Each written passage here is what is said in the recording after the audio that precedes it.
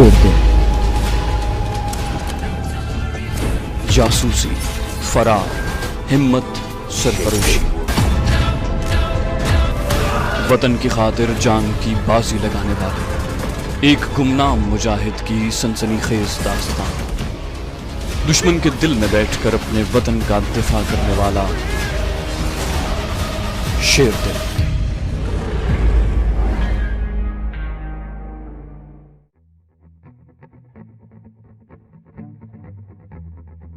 दो दिन बाद भारतीय सिफारतकार प्रकाश खन्ना के जरिए मुझे बालाजी का ऑर्डर मिला कि मैं फौरन बंबई पहुंचूं ताकि मेरी निगरानी में नए दहशतगर्दों का इंतखाब करके उन्हें पाकिस्तान भेजा जाए। प्रकाश खन्ना कहने लगा, सतप्रकाश, गोविंदा और मोतीराम उग्रवादियों के फरार के बारे में तुमने अब तक जो मालूमात इकट्ठी की हैं, उनकी प्रोग्रेस रिपोर्ट भी तैयार करके साथ ले जाना। बालाजी ने ये भी मांगी है। प्रोग्रेस रिपोर्ट क्या तैयार करनी थी? मुझे मालूम था कि बंबई जाकर मुझे इस सिलसिले में बालाजी से क्या कुछ कहना होगा। मैंने शीला को बता दिया कि मुझे बालाजी ने बंबई बुलाया है। तुम पीछे ख्याल रखना और सबको यही कहना कि मैं कारोबार के सिलसिले में दुबई गया हूँ। मैंने दुबई का वीजा लगवाया और दूसरे रोज रात की फ्लाइट से दुबई रवाना हो गया। दुबई पहुंचकर मैं सीधा वहाँ के भारतीय सिफारत खाने गया। उन्हें मेरे बारे में प्रकाश खन्ना ने पहले ही बता दिया था। इस वजह से मेरा वीजा लग गया क्योंकि वहाँ मैं इस्लामाबाद के मुसलमान ताजिर जमान शाह के नाम से गया था। एक रात मैंने दुबई में आराम किया। अगले रोज अरब अमारात की फ्लाइट पकड़ी और बंबई पहुंच गया। एयरपोर्ट से सीधा शिवसेना के हेड ऑफिस गया।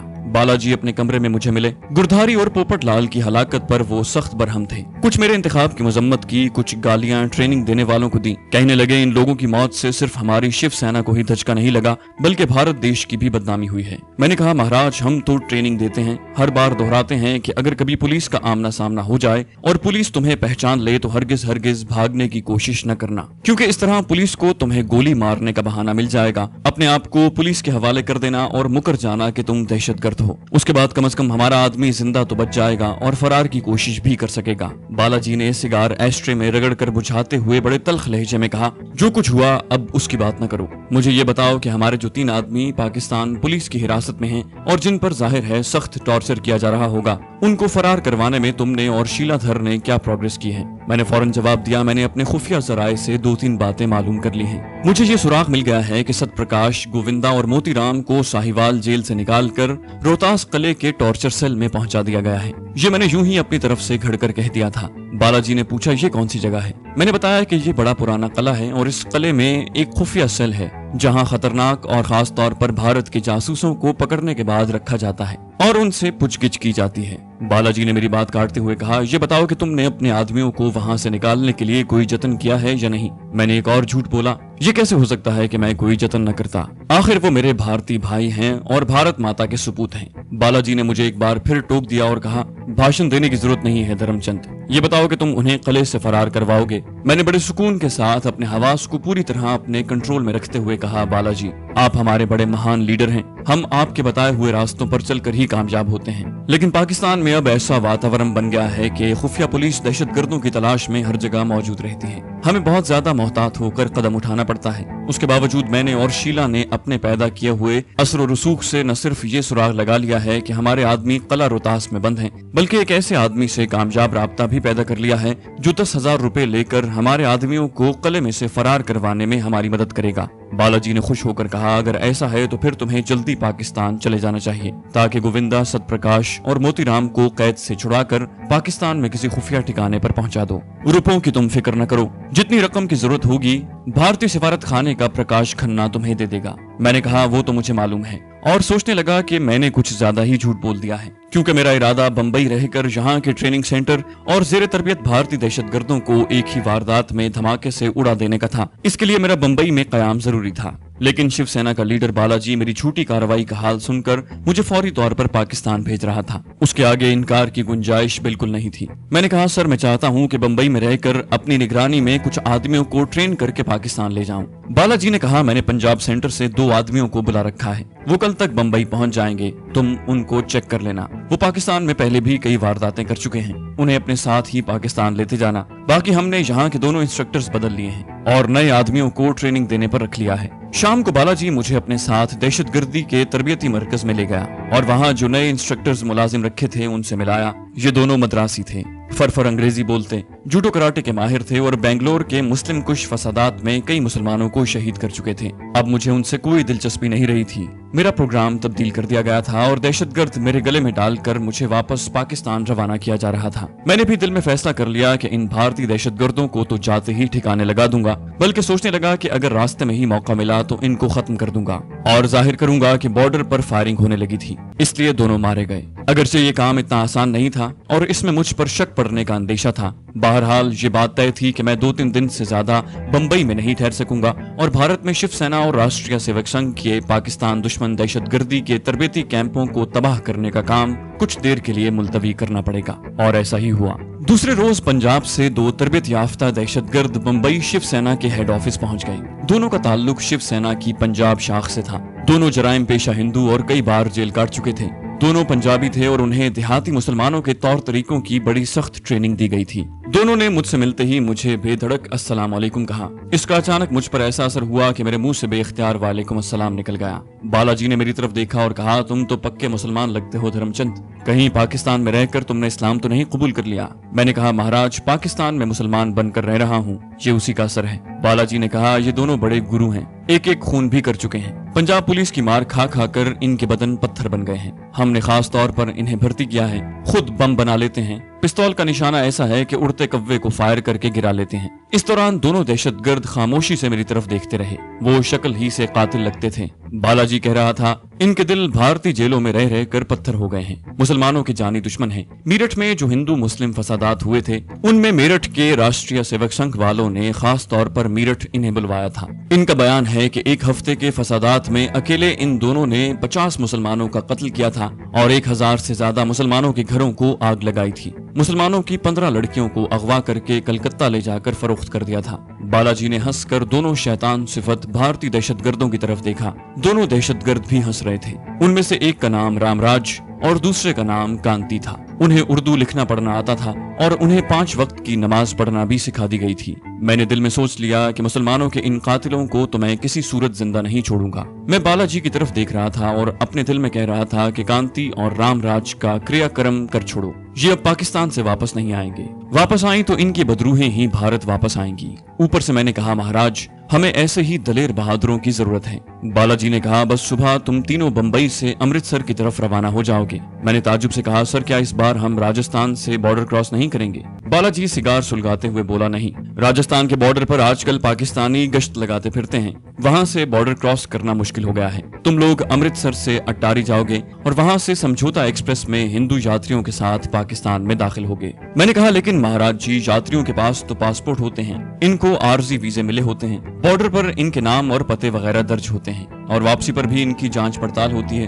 कि आया ये लोग वापस गए हैं या नहीं। बालाजी ने कहा, तुम्हें इन बातों से क्या लेना देना? हमारा आदमी अमृतसर से तुम्हारे साथ हो जाएगा और तुम्हें खुद समझौता एक्सप्रेस में सवार करवाएगा। उसके बाद तुम पाकिस्तान पहुंचकर कांति और रामराज के साथ गायब हो जाओगे। बस मैंने दिल में कहा कि मैं तो गायब नहीं होऊंगा, लेकिन इन दोनों पाकिस्तान के दुश्मनों को ऐसा गायब करूंगा कि इनका नामो निशान नहीं मिलेगा। ऊपर से मैंने कहा, यह भी अच्छी तजवीज है, ऐसा ही करेंगे। उसके बाद मैंने कांति और रामराज से मुखातिब होकर कहा, तुम लोगों को पाकिस्तान में वारदात करने से पहले जो हिदायतें दी गई थी, तुम इन पर पूरा पूरा अमल करोगे, अपनी तरफ से कोई गैर जिम्मेदारी की हरकत नहीं करोगे। दोनों मुंह से कुछ न बोले, सिर्फ इस बात में सर हिलाते रहे। मैंने सख्त गुस्से में कहा, क्या तुम दोनों गूंगे हो? तब दोनों मुस्कुराए और बैक जबान होकर बोले, नहीं महाराज, सुन रहे हैं। बालाजी भी हंस पड़े, कहने लगे, ये बड़े पक्के जराइम पेशा हैं, बातें कम करते हैं, जो काम करना होता है खामोशी से करते हैं। इन्हें तुम कहो फुला आदमी को कत्ल करना है, ये अभी जाएंगे और उसे कत्ल करके खामोशी से वापस आ जाएंगे। मैंने दिल में कहा, खुदा ने चाहा तो मैं भी इन्हें बड़ी खामोशी से जहन्नम में पहुंचा दूंगा। इस बार मुझे दोनों भारतीय दहशतगर्दों कांति और रामराज को लेकर समझौता एक्सप्रेस के जरिए हिंदू सिख यात्रियों के काफिले के साथ पाकिस्तान में दाखिल होना था। हम तीनों को इंडियन पासपोर्ट बनवा कर दिए गए। इन पर पाकिस्तानी सिफारत खाने के जाली वीजे भी लगे हुए थे। ये वीजे पाकिस्तान के 3 शहरों लाहौर, सक्खर और खैरपुर के थे। दोनों दहशतगर्दों को हिदायत कर दी गई थी कि पाकिस्तान में दाखिल होते ही वो यात्रियों के साथ जिस जगह उन्हें ठहराया जाए वहीं जाकर ठहरें और इधर उधर बिल्कुल ना हो। वहां से पाकिस्तान में भारतीय सिफारत खाने के एक जासूस ने इन दोनों दहशतगर्दों को अपनी तहवील में लेकर इस्लामाबाद ले जाना था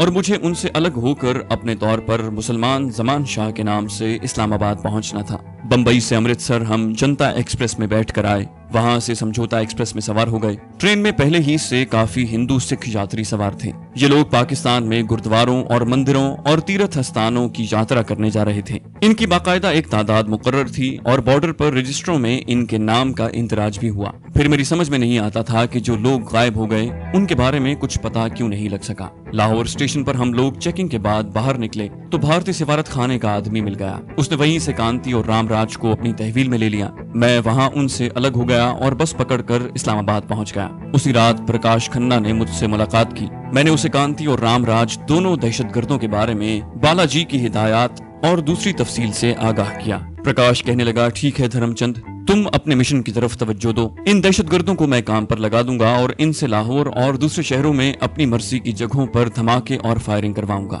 پرکاش کھنہ کے اس فیصلے سے مجھے تشویش ضرور ہوئی، کیونکہ مجھے یہ ہرگز گوارا نہیں تھا کہ یہ لوگ پاکستانیوں کا خون بہاتے پھریں۔ میں نے دل میں طے کر لیا تھا کہ کسی مجبوری کے تحت بھی انہیں اتنی اجازت نہیں دوں گا، مگر اس وقت میں نے پرکاش کھنہ کی ہاں میں ہاں ملانا ہی مناسب سمجھا۔ مجھے جو مشن دیا گیا تھا وہ پولیس کی حراست میں تینوں بھارتی دہشت گردوں کو فرار کروانا تھا۔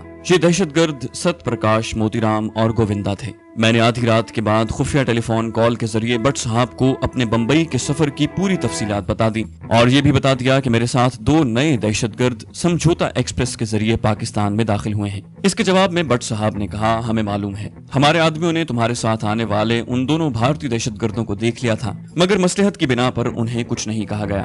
ہم نے بھارتی سفارت خانے کے آدمیوں کو بھی دیکھ لیا تھا۔ میں نے انہیں جواب دیا، یہ دونوں بڑے خطرناک جرائم پیشہ دہشت گرد ہیں اور پہلے ہی کئی خون کر چکے ہیں۔ میں ان کی واردات کے پروگرام سے آپ کو 24 گھنٹے پہلے مطلع کر دوں گا۔ میری طرف سے آپ کو اجازت ہے، مجھے کسی مصلحت سے کام نہیں لینا۔ آپ بے شک عین موقع پر ان دونوں کو گرفتار کر لیں یا گولی سے اڑا دیں، میں شیو سینا والوں سے خود ہی نمٹ لوں گا۔ بٹ صاحب نے کہا، کیا تم ایک دن کے لیے لاہور نہیں آ سکتے؟ تم سے ایک ملاقات ضرور ہونی چاہیے۔ میں نے 2 دن بعد لاہور آ کر ملاقات کا وعدہ کر لیا۔ یہ 2 دن میں نے اور شیلا نے کافی مصروفیت کے ساتھ گزارے۔ رات کو پارٹی ہوتی اور دن کے وقت بھارتی سفارتکار پرکاش کھنہ ہمارے پاس آ کر ہمیں یہی کہتا رہتا کہ ست پرکاش، گووندا وغیرہ کو جیسے بھی ہو پولیس کی قید سے فرار کروانے کا بندوبست کیا جائے۔ مجھے لاہور جانے کا بہانہ مل گیا۔ میں نے پرکاش سے کہا، مجھے خبر ملی ہے کہ ہمارے تینوں آدمیوں کو لاہور قلعے میں لایا جا رہا ہے۔ میں اس خبر کی تصدیق کے لیے لاہور جا رہا ہوں۔ وہ بولا، ضرور جاؤ، مگر اس بار پوری رپورٹ لے کر آنا تاکہ ہم اپنے آدمیوں کو بھگا سکیں۔ میں نے اسے 2 ٹوک جواب دیتے ہوئے کہا، مسٹر پرکاش کھنہ،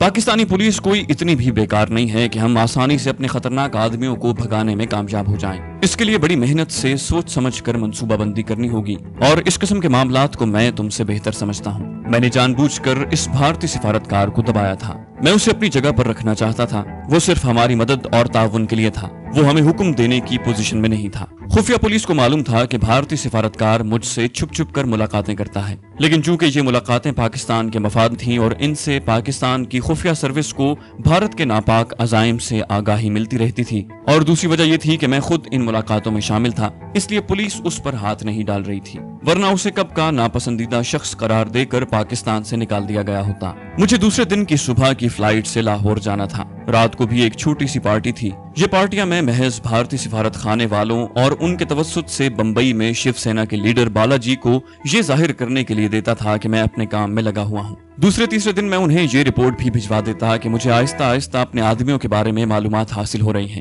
میں لاہور پہنچ گیا۔ بٹ صاحب کو میں نے وقت بتا دیا تھا، وہ اپنے آفس میں میرا انتظار کر رہے تھے۔ ملک صاحب ان دنوں دبئی گئے ہوئے تھے۔ بٹ صاحب کو میں نے اپنے بمبئی کے قیام اور بالا جی سے ملاقات اور ان کے پاکستان کے خلاف ناپاک عزائم کی پوری تفصیل بتا دی۔ سب سے پہلے میں نے ان سے اپنے ہم شکل یعنی اصلی دھرم چند کے بارے میں پوچھا کہ وہ قید خانے میں ہی ہے۔ بٹ صاحب ہنس کر کہنے لگے، حیدر علی، اصلی دھرم چند کی تم فکر نہ کرو، وہ اس وقت تک خفیہ جگہ پر تہ خانے میں بند کا بند رہے گا جب تک تمہارا مشن مکمل نہیں ہو جاتا، خواہ تمہیں 10 برس ہی کیوں نہ لگ جائیں۔ میں نے کہا، مجھے اس لیے بھی اس کی فکر رہتی ہے کہ اگر کہیں وہ فرار ہو کر بھارت پہنچنے میں کامیاب ہو گیا تو مجھ پر جو مصیبت نازل ہونی ہوگی وہ تو ہوگی، لیکن ہمارا پاکستان کی سلامتی کا مشن ادھورا رہ جائے گا۔ بٹ صاحب نے فوراً جواب دیا، فکر نہ کرو، وہ باہر نہیں نکلے گا۔ اگر کبھی ہم نے محسوس کیا کہ ایسا ضروری ہے تو اسے ختم بھی کر دیں گے، کیونکہ اس سے ہم نے جو کچھ پوچھنا تھا اور میں نے جو کچھ بتانا تھا بتا دیا ہے۔ اب ہم نے اسے صرف تمہاری خاطر بند کیا ہوا ہے۔ اس کے بعد بٹ صاحب نے ان دہشت گردوں کے بارے میں پوچھا جن کو میں اپنے ساتھ لایا تھا۔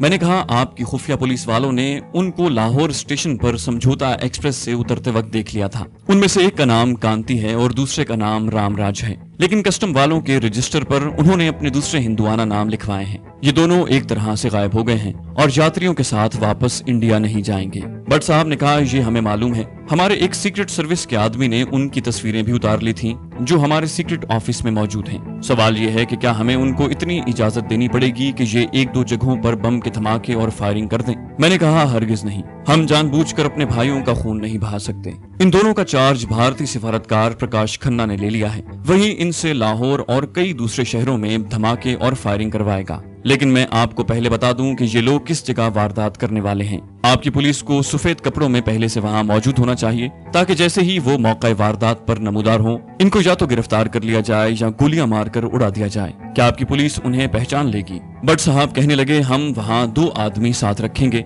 जिन्होंने इन दोनों भारतीय दहशतगर्दों की लाहौर स्टेशन पर तस्वीरें उतारी थी। वैसे बाकी के सिपाहियों को भी उनकी तस्वीरें दिखा दी जाएंगी, लेकिन हमें वक्त से थोड़ा सा पहले ये जरूर मालूम हो जाना चाहिए कि ये लोग किस जगह वारदात करने वाले हैं। मैंने कहा, मैं आपको 6 घंटे पहले बता दूंगा, इसकी फिक्र न करें। अब मसला बाकी रह जाता है सत्यप्रकाश, गोविंदा और मोतीराम दहशतगर्दों का। मैं चाहता हूँ कि इन लोगों के साथ ड्रामा किया जाए, ऐसा खेल खेला जाए कि मैं इन्हें रात के वक्त जेल से भगा ले जाने में कामयाब हो जाऊं और शहर की किसी खाली जगह पर आकर पुलिस हमें घेरे में लेकर फायर खोल दे और यूं इन तीनों को हलाक कर दिया जाए और जाहिर ये हो कि ये तीनों फरार हो रहे थे कि पुलिस की गोलियों का शिकार हो गए। भट्ट साहब ने कहा, ऐसा इंतजाम हो सकता है। तुम हमें बता दो कि किस रात इन लोगों को जेल से निकालना है। हम उस रात तुम्हें और तुम्हारे आदमी को जेल में दाखिल होने का मौका देंगे। मैंने कहा, बिल्कुल ठीक है। ये सारा मंसूबा सोचकर मैं अगले हफ्ते आपको बता दूंगा। फिर इस ड्रामे को शुरू करने की तारीख और वक्त तय कर लेंगे। ये सारी बातें करने के बाद मैं भट्ट साहब के ऑफिस से निकलकर सीधा लाहौर एयरपोर्ट पर वापस आ गया।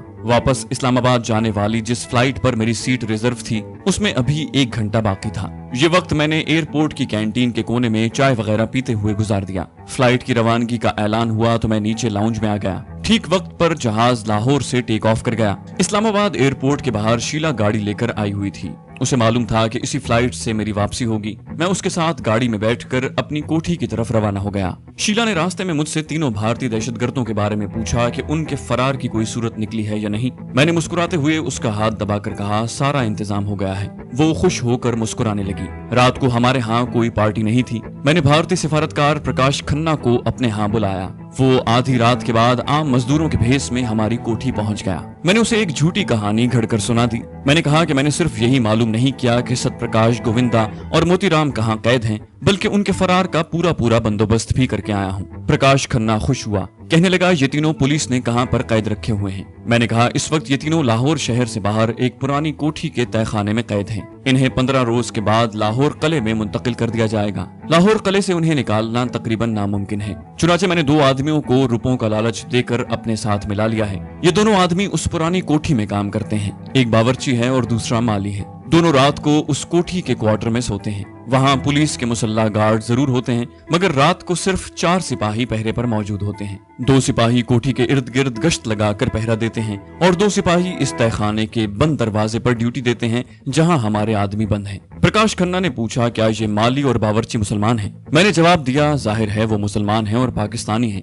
मगर मैंने उन्हें रुपयों का लालच देकर राजी कर लिया है। प्रकाश खन्ना कहने लगा, ये फरार का ऑपरेशन जल्दी शुरू हो जाना चाहिए। मैंने कहा, लेकिन मैं चाहता हूँ कि इससे पहले कांति और रामराज 2-3 जगहों पर दहशतगर्दी की वारदातें कर डालें ताकि पुलिस उस तरफ मुतवज्जे हो जाए। प्रकाश ने कहा, यह काम परसों ही हो जाएगा। कांति और रामराज तो बिल्कुल तैयार बैठे हुए हैं। मैंने कहा, इस बार तुम्हारा प्रोग्राम क्या होगा? ये सवाल बड़ा अहम था। प्रकाश खन्ना कहने लगा, मैं चूंकि इस बारे में सारे का सारा काम खुद करवा रहा हूँ, इसलिए चाहता हूँ कि बैक वक्त दोनों वारदातें इकट्ठी हों। मेरा प्रोग्राम लाहौर की बादशाही मस्जिद में जुम्मे की नमाज के वक्त बम धमाका करवाने और अंधाधुंध फायरिंग करवाने का है। मैंने कहा, वहाँ इन लोगों के पकड़े जाने का खतरा मौजूद होगा। प्रकाश खन्ना बोला, ये वारदात उस वक्त की जाएगी जब मुसलमान नमाज पढ़ रहे होंगे। मैंने पेशबंदी के तौर पर कहा, देख लेना, कुछ हो गया तो तुम जिम्मेदार होगे। प्रकाश खन्ना को अपनी होशियारी और तजुर्बेकारी पर बड़ा घमंड था। कहने लगा, तुम देख लेना, ऐसा कामयाब अटैक होगा कि कुछ नहीं तो 150 नमाजी खाको खून में तड़प रहे होंगे और अपने आदमी भी फरार होने में कामयाब हो जाएंगे।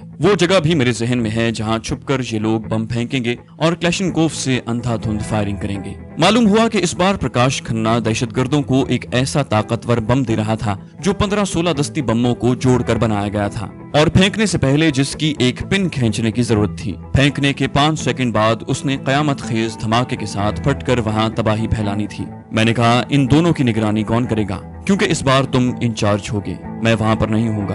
प्रकाश खन्ना बोला, मैं खुद उनकी निगरानी कर रहा हूँगा। तुम देख लोगे कि इस वारदात के बाद सारे पाकिस्तान में खौफ और दहशत की लहर दौड़ जाएगी और हुकूमत के तमाम तरक्याती मंसूबे रुक जाएंगे। हम यही चाहते हैं कि पाकिस्तान में हर वक्त दहशतगर्दी और सरासीमगी की फजा कायम रहे और पाकिस्तान के तरक्याती काम रुक जाएं। मैंने दिल में कहा, ये तो फिर नहीं हो सकेगा, बल्कि हो सकता है कि इस बार तुम भी इन दहशतगर्दों के साथ रगड़े जाओ। लेकिन मैं अभी प्रकाश खन्ना को मरवाना नहीं चाहता था, क्योंकि उसने दूसरे 3 भारतीय दहशतगर्दों के फरार के ड्रामे में मेरे ऐनी गवाह का किरदार अंजाम देना था, ताकि वो खुद अपनी आंखों से देख ले कि मैंने तीनों आदमियों को फरार करवा दिया था। लेकिन ऐन वक्त पर किसी वजह से पुलिस गार्ड्स होशियार हो गए और उन्होंने हमारा ताक़ुब शुरू कर दिया। गोलियां चलने लगी और तीनों आदमी मारे गए। इस ऑपरेशन से पहले बादशाही मस्जिद वाले ऑपरेशन का वक्त और दिन तय हो गया और प्रकाश खन्ना ने जुमेरात की रात को ही दोनों भारतीय दहशतगर्दों को लाहौर रवाना कर दिया और खुद सुबह की फ्लाइट से लाहौर पहुंच गया।